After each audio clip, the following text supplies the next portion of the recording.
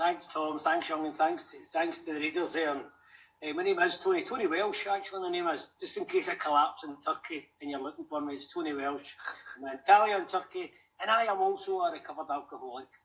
And thanks for asking me here today. People would say, oh, God, is that not a kind of hassle having to do this on holiday? Not at all. Not at all. Being able to talk to fellow alcoholics and hopefully help other people recover from alcoholism. Young asked me to choose a reading today from As Bill Sees It, and although I have that book somewhere in the house, I don't read it that often. I went online and I looked at the readings, and it was quite easy for me. So I looked at the book, all the readings that came from the big book of Alcoholics Anonymous. Now that reading, the 10-step promises for me, saved my life. Saved my life, definitely. By the time I came through the doors of Alcoholics Anonymous, I had no other options. I had tried everything else. Everything else. I'll share a bit about my life story. I won't talk much about drinking, although I drank for about 38 years. And I believe that I had this illness as soon as I started drinking. I believe that I had. My story is one of extreme self-will in other areas of my life. Love, death, intelligence. And none of these things could stop me drinking. Wow. So I was born a shy, ugly coward.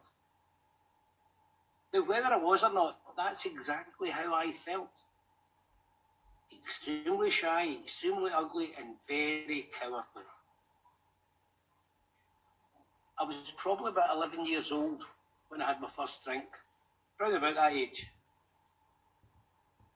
And I heard a guy describe it this way at a meeting one night. The genie had come out of the bottle. Wow. We talk in page 27 about a spiritual experience in the big book of Alcoholics Anonymous. Being a change in ideas, attitudes and emotions. Well, that's what I had at 11 years old. When I took alcohol into my body. Now that might have happened for other people around about me. It might have happened for my friends. But I was to discover that I was allergic to this substance. And once I took it into my body, I couldn't stop. I was off and running. Nothing could quench my thirst, or so I thought, apart from alcohol.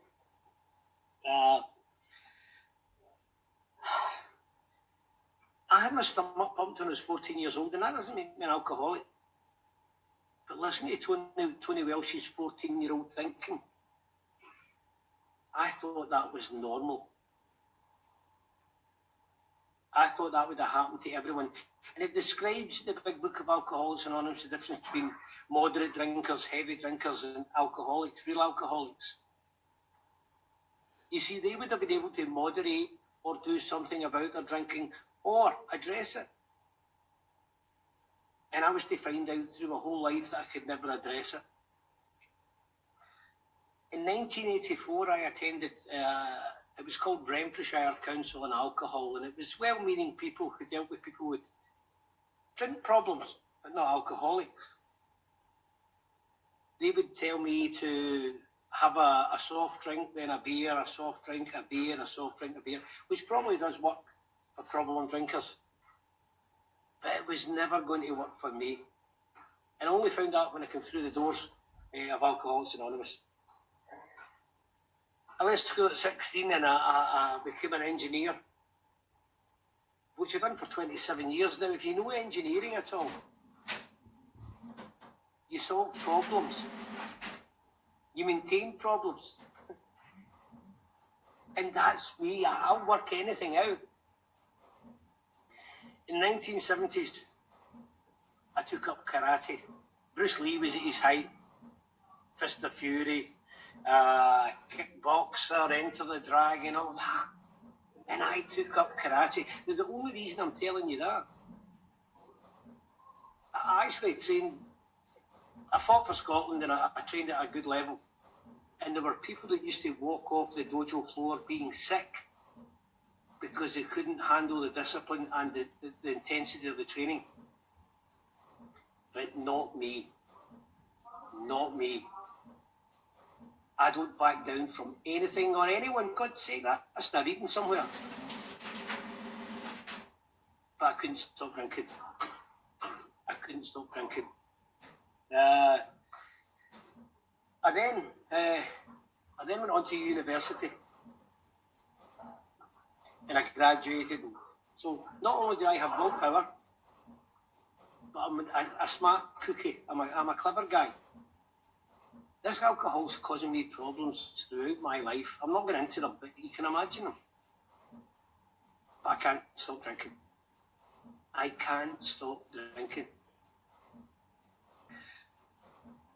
My brother died of this illness. He wasn't a down and out. He wasn't homeless. He didn't have a bit of string round an oversized coat. He was a serving police officer. So I now know that I have willpower. I now know I have intelligence. And I know that this kills you. He died of a perforated esophageal ulcer. So if there's any medical people in here, they'll know what mess that makes. I had to help clean up that mess. So surely I should stop drinking. Surely I should. I have every reason that a hard drinker would probably never look at it again. But not me. I cannot stop drinking. My daughter was born 1995, I think Hannah was born. Now, I don't know about the parents in this room.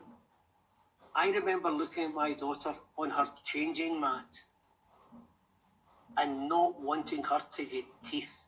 She was so perfect. I felt as if I was going to physically burst with love.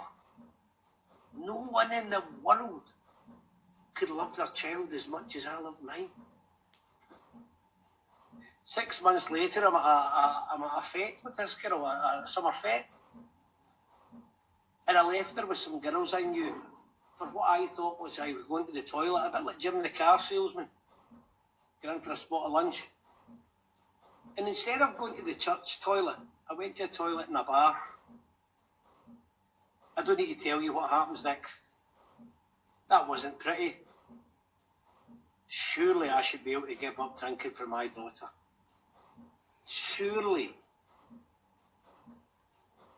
I would put my life on the line for that little girl. But I can't stop drinking. Wow. My son's born, it's the exact same. I used to pick him up from school and I'd have a mouthful of mints. They say one of the obsessions is that few people knew about her drinking. I'd be out at 8:30 in the morning with a lawnmower drinking alcohol, singing Johnny Cash songs, and I thought people didn't know about my drinking. Amazing. So I can't stop drinking. In the 1990s, I became a self-help guru. Susan Jeffers, Fiona Harold, Louise Hay, Anthony Robbins, I can tell you them all. I can draw a 9-grid square of life. I can work out my social side, my spiritual side. I can work out all these things. But guess what? The clue was in the name. Self-help. I was never going to get well from alcoholism. Never. I've had both my son and my daughter standing in front of me crying, asking me not to drink. And I couldn't do it. I've had relationships crumbling. I couldn't stop drinking. I left engineering and I went into social work. And I used to deal with people with drug and alcohol problems and having no knowledge of any illness. You wait till you hear what I was telling them. Lay off the hard stuff. Don't drink spirits, just drink beer. Drink cider. It's your peer group. Join a health club. Read inspirational books. All the stuff that I had tried and it never worked. because I knew nothing about the illness of alcoholism. And eventually I come to the doors of Alcoholics Anonymous. Eventually. And this is how I admitted it to my GP after years of lying to my doctor. Years of saying, oh, I maybe have one or two drinks too many at the weekend or on special occasions and all these lies and all. I said to her, I think I have an unhealthy relationship with alcohol. How smart did Tony Welsh think he was? Wow. So, I had to be medically detoxed. There's a whole lot of detox stories before this, but I ended up becoming medically detoxed. And I ended up meeting up with Alcoholics Anonymous. The last place in the world that I wanted to be. I came through the doors and you guys were smiling. Happy, laughing, smiling. You ever wanted to punch somebody because you didn't think that you people knew how I felt? Wow. Guys were telling me they were happy, joyous and free. But in the same breath, they were saying that they didn't walk down the drink aisle in the supermarket. Now, I'm a clever guy, remember. That's not happy, joyous and free. If you have to restrict your movements in this world, then you're not happy, joyous, and certainly not free. And if we go to page 101 in that book, the big book, it will tell us we can go to the Greenland ice cap, and one of those wee pesky Eskimos might turn up with a bottle of whiskey. So I need more than somebody telling me they're happy, joyous, and free. Well-meaning people were telling me to stay out of pubs and clubs and wet places and don't go into a hairdresser's, you'll come out with a haircut, all these things. Well-meaning people in Alcoholics Anonymous. Well-meaning people.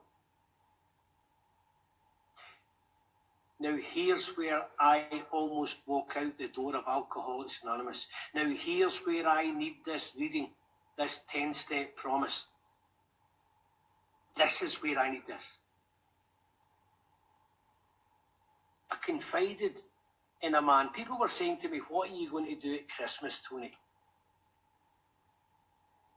They were saying, you have to get meetings in the bank.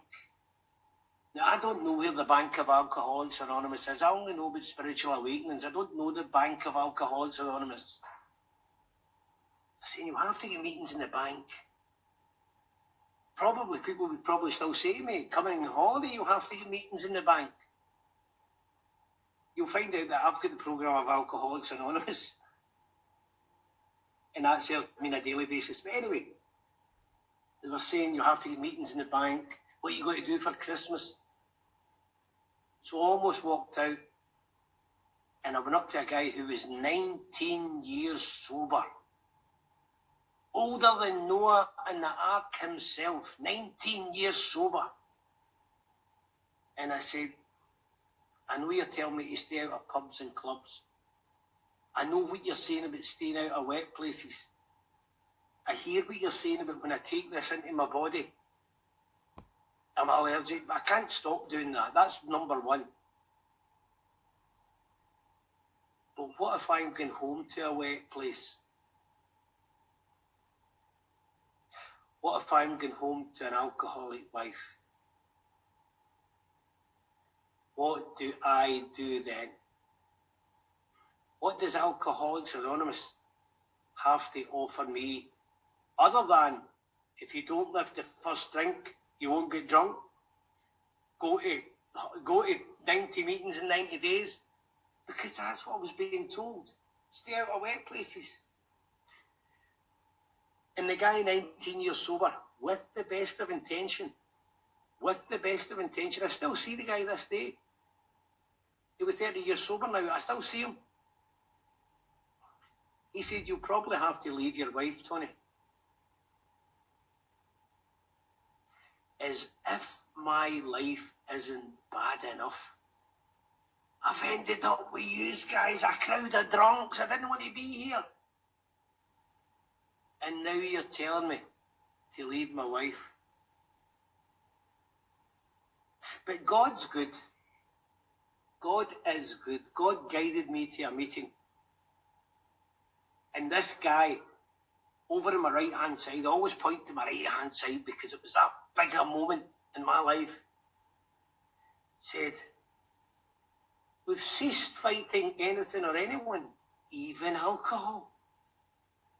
For by this time sanity will have returned. He talked about the problem being removed and it doesn't exist. That guy became my sponsor. He became my sponsor. I immediately approached him at the end of that meeting and I asked him, what was that you were talking about? I've never heard anything like that. That's what I need. I'm going home. I need this problem to be removed from me. So he became my sponsor. He said, Tony, you know how you go to the meetings of Alcoholics Anonymous and they have the scrolls in the wall?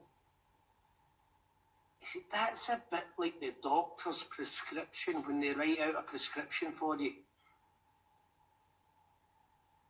And if you follow them in order, you get exactly what I'm telling you about, what I've experienced, my sponsor, what he had experienced. That's amazing. Who kept that a secret for so long? The scrolls up on the walls had the answer. Amazing. So I have to find out what's wrong with me. I'm allergic. Yeah, I'm allergic to alcohol. Yeah, definitely. Yeah. Pills over alcohol. That's me. Yeah. If I don't get rid of this alcoholic mind, I'll go back and I'll drink alcohol. Right, that's fine. My life's unmanageable. Let's work out why your life is unmanageable, Tony. It's not about the chaos in your life. It's about the fact that you were trying to manage it and you weren't very good at it. Isn't it about time we get a new employer for you? Isn't it about time we looked at someone else, you working for someone else? Now, I had no, it says came to believe. For Tony Welsh, it was had to believe. I had that desperation. I had to believe. I said, okay, right, that's fine. Well, there are things blocking you off from this power. Now, I don't know about you. My sponsor's amazing. He told me to look for pictures of a higher power in my big book.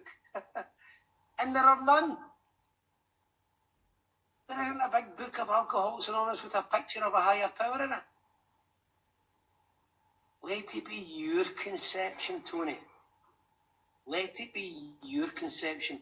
And for... I come in what, 2011? I'm 11 years sober. I've never drank since I come in Alcoholics Anonymous, and I got a spiritual awakening and I maintain it. And it was only 2 years ago I realised that I've been reading page 47 wrong. I thought it said believe in a higher power on page 47. For those of you who are working with people that be agnostics, it says believe there is, not in a, there is a higher power. And unlike the Wright brothers or the lunar flight or whatever, it's easy for me to believe when I look around and I see good people like you, recovered alcoholics, who are spiritually well, living this programme. So I find out I've got things blocking me off from this programme, this power greater myself. And I have to work out what they are. Then I have to ask God to remove them. And then I have to live life on a spiritual basis. I've only got half an hour. Let's get some great news. Let's give me some great news. I never left my wife. There you go. She still drinks to this very day. And now we're in beautiful Turkey and holiday, and it appears normal. Can you imagine if all I had done was put down alcohol? Do you think I'd be full of love, tolerance, understanding? Do you think so? You see, I don't think so.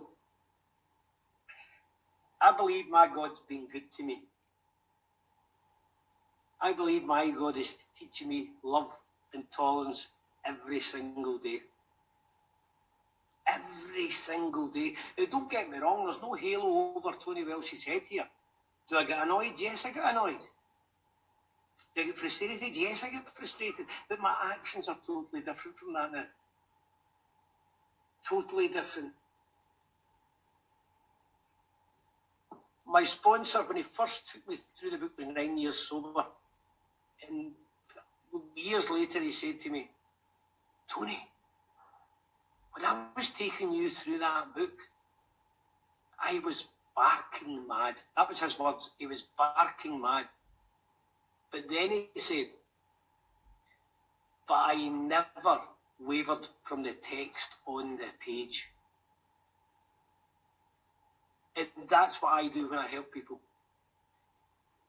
I've been given the gift that I can help people.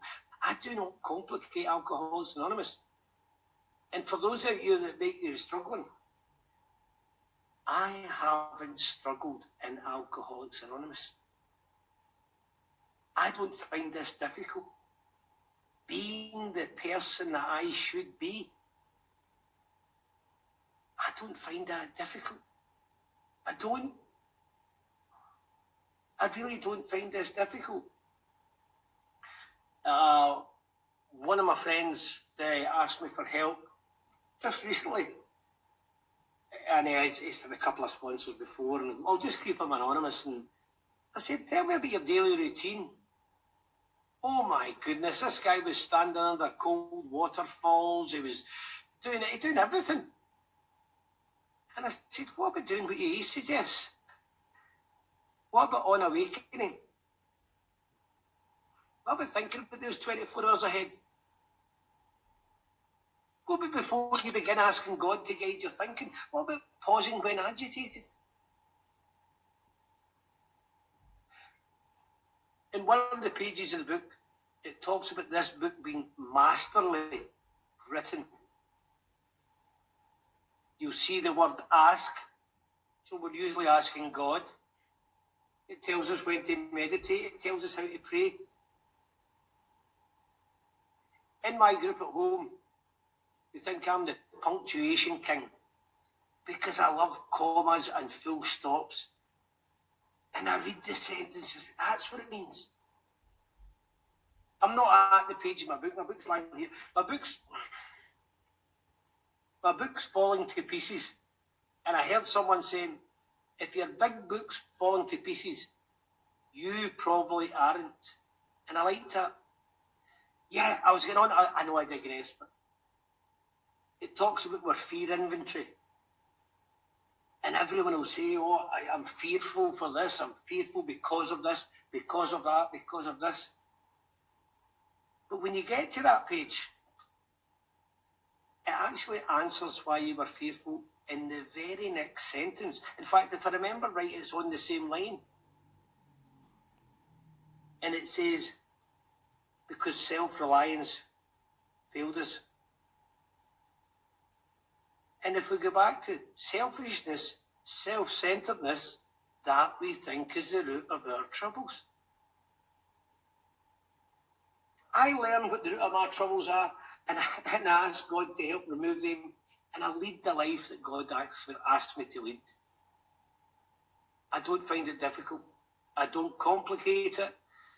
On awakening, and when I retire at night, wonderful pages, loads of questions asked in them, but it works.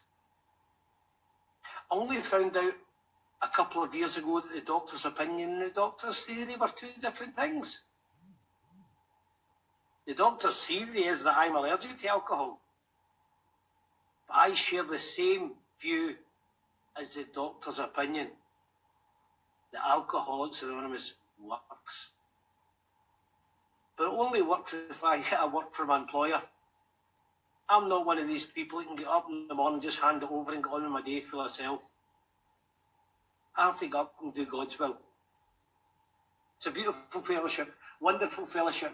I'm passionate about the message of Alcoholics Anonymous.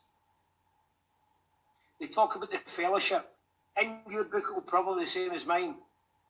Well, fellowship with a small f and fellowship with a capital F. And I try to live in the fellowship of the Spirit with the capital F. Young Tom, thanks for having me. I'm glad to be here in Turkey and more than sober. Thanks again.